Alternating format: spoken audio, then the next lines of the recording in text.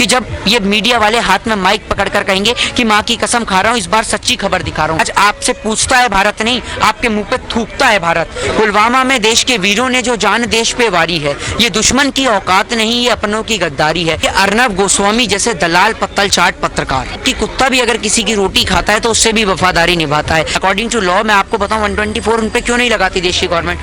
अच्छा, पिछले दिनों में अर्नब का चैट लीक हो गया था और उसमें पुलवामा का बहुत बड़ा राज खुला है और ये भी पता चला कि कुछ बड़ा सा हादसा होने वाला है। देखिए, अर्नब गोस्वामी जैसे दलाल पत्तल चाट पत्रकार जो इस देश के अंदर देश के चौथे स्तंभ के नाम पर धब्बा है।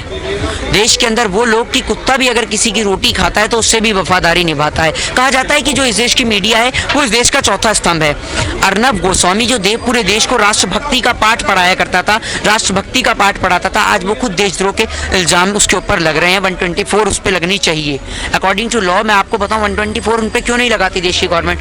पुलवामा में देश के वीरों ने जो, you are a law student right? जी हाँ, डेफिनेटली मैम। पुलवामा में देश के वीरों ने जो जान देश पे वारी है, ये दुश्मन की औकात नहीं, ये अपनों की गद्दारी है। आप एक बात बताइए, उन माओं से जाके पूछिए जिन्होंने पुलवामा के चलते अपने बच्चों को खो दिया, अपने वीर सपूतों को खो दिया, और आपके पास पुलवामा की चैट आई तो आई, पहले कहाँ से?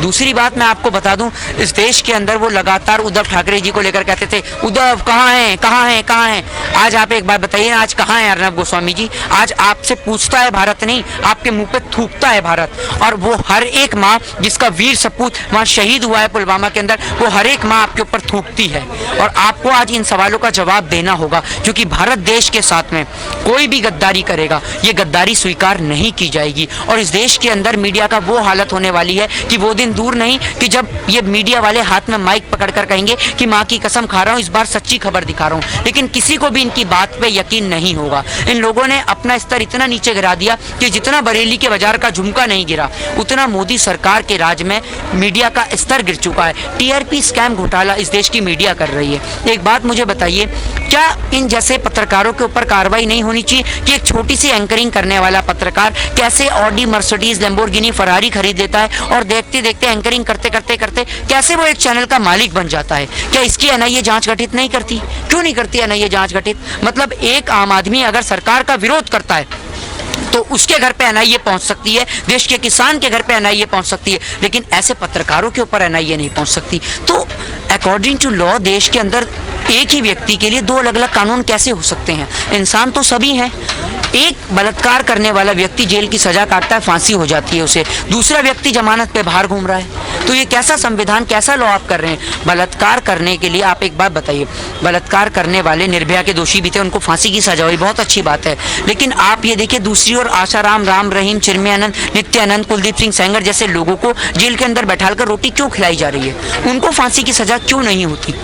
और जब आप एक बात मुझे बताइए कि यहाँ पर सभी लोगों की चैट, आपने देखा रिया को लेकर कितनी बड़ी कार्रवाई होती है, आपने देखा कि लगातार न्यूज़ चैनल्स उन्हें टारगेट करता है। तो आज अर्नब गोस्वामी की जब चैट रिलीज हो रही है तो क्या उसको लेकर सेम लॉ होगा? दूसरी बात, हमारे देश के अंदर कानून सबके लिए बराबर होना चाहिए। बिल्कुल निश्चित तौर पर होना चाहिए, चाहे वो राजा हो या रंक हो, चाहे एक नेता हो, चाहे एक नॉर्मल एक कॉमन मैन हो, लेकिन सभी के लिए कानून सभी के लिए बराबर होना चाहिए।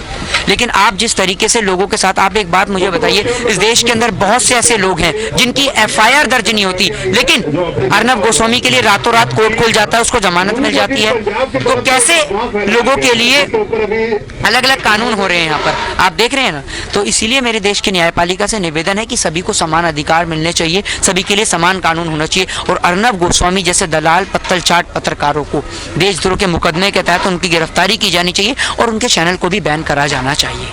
आप मुंबई पुलिस को कुछ कहना चाहेंगे? देखिए, मुंबई पुलिस निश्चित तौर पर बहुत ही कोऑपरेटिव पुलिस है, और चाहे वहाँ पर मुंबई पुलिस के द्वारा हम लोग को ही बहुत बेस्ट ट्रीट किया गया। देखिए, वहाँ मुझे लगा कि कानून सभी के लिए बेस्ट है। देखिए, ऐसा नहीं है कि जो लोग कहते हैं कि भाई अर्नब को टारगेट किया गया, भाई हम लोग भी तो गए थे, हम तो वहाँ सरकार का विरोध करने गए थे, जो मौजूदा गवर्नमेंट में बैठी हुई नरेंद्र मोदी जी की सरकार, लेकिन हमें भी उन्होंने अरेस्ट करा अकॉर्डिंग टू लॉ, कानून के अनुसार। महाराष्ट्र पुलिस एक्ट के तहत हम लोगों को डिटेन किया गया कि आप लोग हाईकोर्ट की परमिशन है कि आप लोग आज़ाद मैदान के अलावा कहीं और नहीं बैठ सकते, तो उन लोगों ने हमें भी गिरफ्तार करा। तो मुंबई पुलिस सभी के लिए समान कार्य कर रही है, और अर्नब गोस्वामी के ऊपर अगर जो भी कार्रवाई करती है उसके लिए हम लोग दिल से मुंबई पुलिस को सैल्यूट करते हैं, महाराष्ट्र पुलिस को सैल्यूट करते हैं।